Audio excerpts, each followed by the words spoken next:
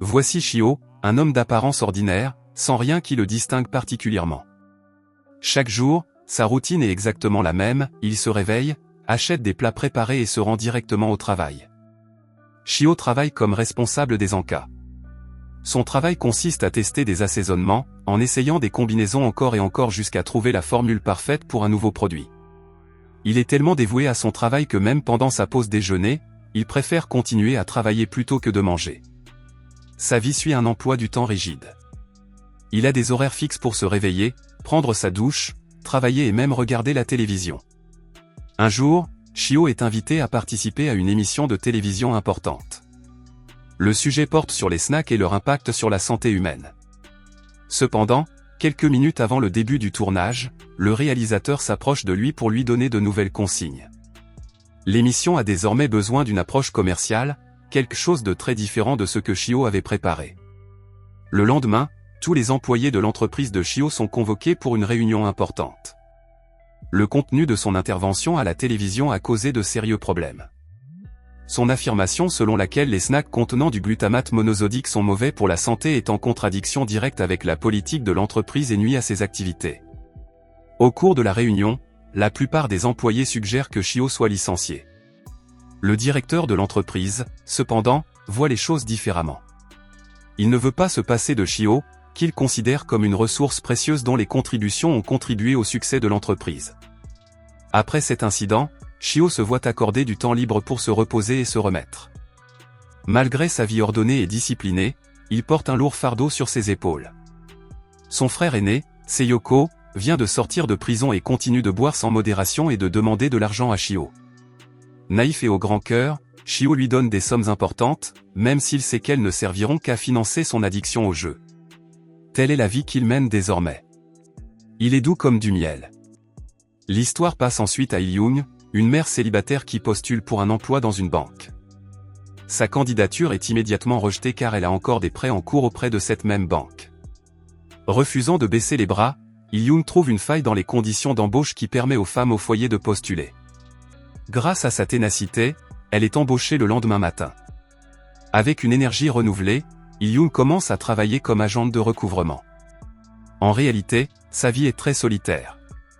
C'est une mère célibataire non mariée qui vit seule avec sa fille désormais adulte, Jung-gu. Élever seule sa fille a été extrêmement difficile, l'obligeant à faire des économies sur presque tout, même sur les choses qui comptent vraiment. De retour chez Chio pendant son congé, son patron lui remet une boîte à utiliser pendant qu'elle se repose chez elle. Naïvement, Chio remet la boîte de plantes médicinales de l'entreprise à son frère sans vérifier ce qu'elle contient. Il s'avère que la boîte est remplie d'argent liquide. Sayako dépense immédiatement cet argent de manière inconsidérée, en allant faire la fête avec sa petite amie et en jouant à nouveau au jeu. Le même jour, Il-young se voit confier la tâche de recouvrer une dette en souffrance auprès de Sayako, qui n'a pas payé depuis plusieurs mois. Faisant comme si de rien n'était, Sayako se décharge de cette responsabilité et demande à Chio de payer à sa place. Gentille et innocente comme toujours, Chio se rend directement à la banque et attend son tour. Pendant qu'elle attend, un homme assis à proximité s'énerve et se met à hurler des gros mots. Remarquant un enfant assis tout près, Chio lui demande gentiment de se boucher les oreilles tout en plaisantant sur un sujet anodin. Ce moment à la fois gênant et attendrissant attire l'attention d'Il-young. Lorsque vient enfin le tour de Chio, Il-young est stupéfaite. Sans hésiter, Chio règle immédiatement la totalité de la dette de son frère. Elle tente de le taquiner, mais Chio est trop naïve pour en saisir le sens. Elle demande plutôt qu'on lui rembourse ses frais de stationnement, puisqu'elle a attendu si longtemps dans la file. Alors que Chio s'apprête à partir, Il-young l'appelle pour lui donner un jeton de parking. Elle glisse accidentellement dans les escaliers et Chio s'immobilise un instant, se contentant de la regarder. Réalisant ce qui s'est passé, il l'emmène rapidement à l'hôpital. En chemin, Chio se sent soudain pris de vertige et s'effondre à son tour. Une ambulance les emmène tous les deux aux urgences. À l'hôpital, il s'avère qu'Il-young n'a que des blessures légères. Chio, en revanche, ne va pas bien du tout. Les médecins découvrent qu'elle souffre de malnutrition causée par des années de mauvaise alimentation, composée principalement de snacks contenant du glutamate monosodique, de chips et de malbouffe. Émue par son sort, Il-young invite Chio à manger du gimbap avec elle. Elle est impressionnée par sa profonde compréhension des théories physiques, même s'il se sent gêné chaque fois que la conversation devient personnelle. Il-yoon n'arrive pas à comprendre pourquoi Shio est prêt à payer toutes les dettes d'un frère au chômage et accro au jeu. Pour Shio, cependant, Siako est la personne la plus gentille du monde. Quand ils étaient enfants, Siako le défendait toujours contre les brutes. Shio estime donc qu'il est juste de soutenir son frère. C'est alors, de manière inattendue, que Shio lâche soudain un paix bruyant pendant le repas. Il croit sincèrement que l'évacuation des gaz aide à libérer le corps des pensées négatives. Quelques jours plus tard, Shio se rend chez le médecin pour récupérer les résultats de ses analyses. On l'avertit que s'il continue à manger des snacks industriels, il risque de mourir jeune. Cet avertissement contraste fortement avec son travail de chercheur dans le secteur des snacks, ce qui le laisse frustré alors qu'il s'en va. Sur le chemin du retour, Shio appelle Siko pour lui parler de la détérioration de son état de santé. Son frère le rassure simplement et l'exhorte à ne pas quitter son travail. Lorsque Shio s'arrête pour acheter à manger, il se souvient soudain qu'Il-yoon lui a demandé de l'argent pour couvrir ses frais d'hôpital. En toute franchise, il l'appelle immédiatement pour lui demander de lui rendre l'argent. Il-yoon rit et promet de le rembourser directement, à condition qu'il vienne la chercher après le travail. Une fois de plus, Il-yoon oublie d'emporter de l'argent liquide et lui propose plutôt de lui préparer à manger. Lorsqu'ils arrivent chez elle, Shio hésite à entrer, gêné. Il-yoon rit, lui rappelant qu'ils ont tous les deux plus de 40 ans et qu'ils sont célibataires, et qu'il n'y a donc rien d'étrange à partager un repas ensemble. Il-yoon cuisine avec talent et, lorsque Shio goûte le plat, il en est profondément ému. C'est la première fois qu'il goûte de véritables plats faits maison. Prise de pitié pour lui, Il-yoon lui propose de manger ensemble tous les jours. Après le dîner, Shio lui tend maladroitement de l'argent en guise de remerciement. Il-yoon rit et le trouve mignon. Pour la première fois en 45 ans, Shio sent son cœur battre d'une manière qu'il n'avait jamais connue auparavant. Peu après, Jung-gu rentre de l'université et est surprise de voir autant de nourriture à la maison. Elle n'apprécie pas l'idée que sa mère reçoive des invités masculins, compte tenu de ses expériences passées où les relations de sa mère se sont toujours mal terminées. Au fil des jours, Shio retrouve Il-yoon, qui commence à lui apprendre à conduire. Ils font les courses pour la cuisine, regardent des films ensemble et passent leur temps à plaisanter. La vie de Shio commence lentement à changer.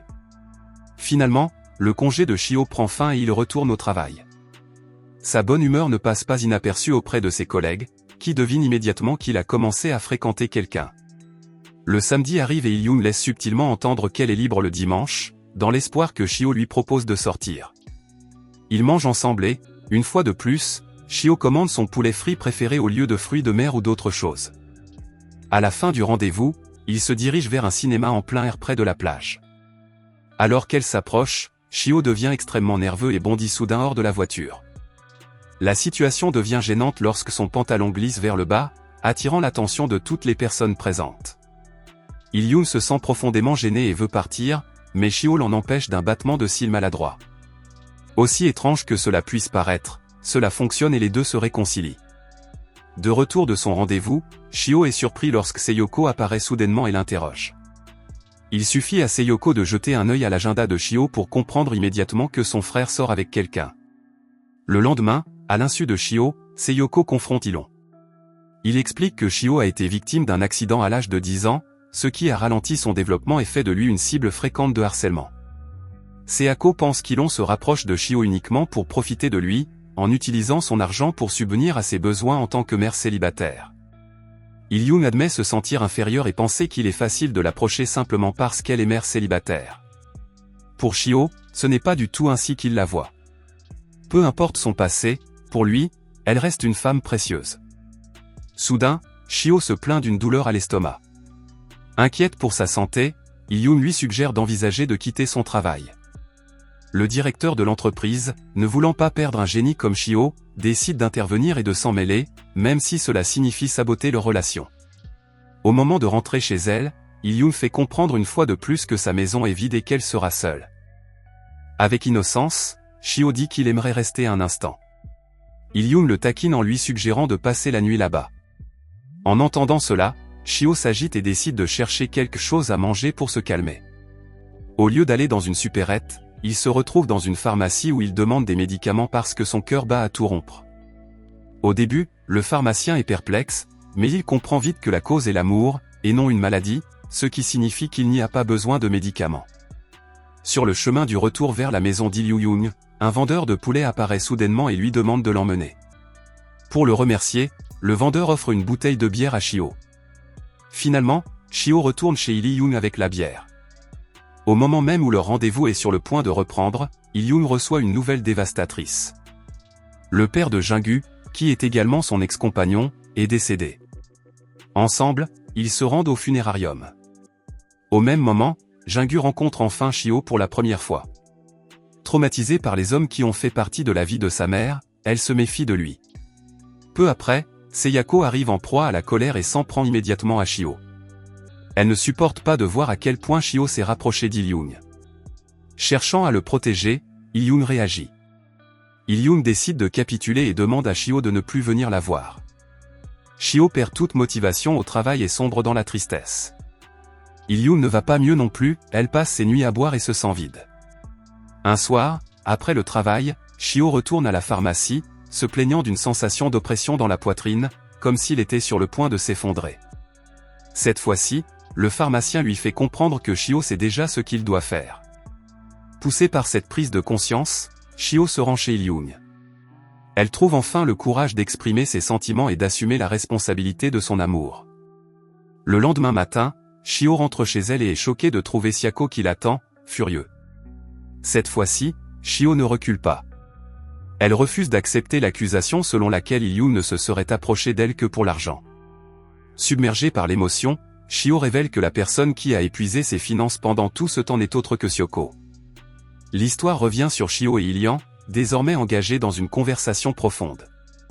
De manière inattendue, alors qu'ils arrivent devant la maison, Sayako s'introduit à l'intérieur et tente de faire du mal à Jung-gu. Chio est tout aussi furieux contre Sayako, qui n'a cessé de peser sur sa vie. Le lendemain, Chio prend une décision importante et démissionne officiellement de son travail. Une nuit, Chio rencontre de manière inattendue un ancien collègue qui lui propose de participer à une émission de télévision en direct, pour discuter des snacks et de leur impact sur la santé. Au lieu de vanter les mérites des snacks en les présentant comme sains, comme prévu, il s'exprime en toute honnêteté. Il explique que la consommation de snacks devrait toujours rester modérée. Au cours de l'émission en direct, Chio exprime également ouvertement ses véritables sentiments pour Il-young. En regardant l'émission depuis chez lui, Sayako est submergée par le regret d'avoir été un obstacle dans la vie de son frère. En silence, il se rend chez Jung-gu et s'excuse pour tout ce qu'il a fait. Dans un moment inattendu dans la rue, Il-young percute accidentellement une voiture, pour se rendre compte que Chio se trouve à l'intérieur. Dans une scène pleine d'émotion, elle court vers lui et le serre dans ses bras. Et les deux décident de se remettre ensemble. Le film se termine sur une note chaleureuse, avec Chio et Il-young qui ouvrent ensemble un commerce unique en son genre, un drive-in de Gimbap.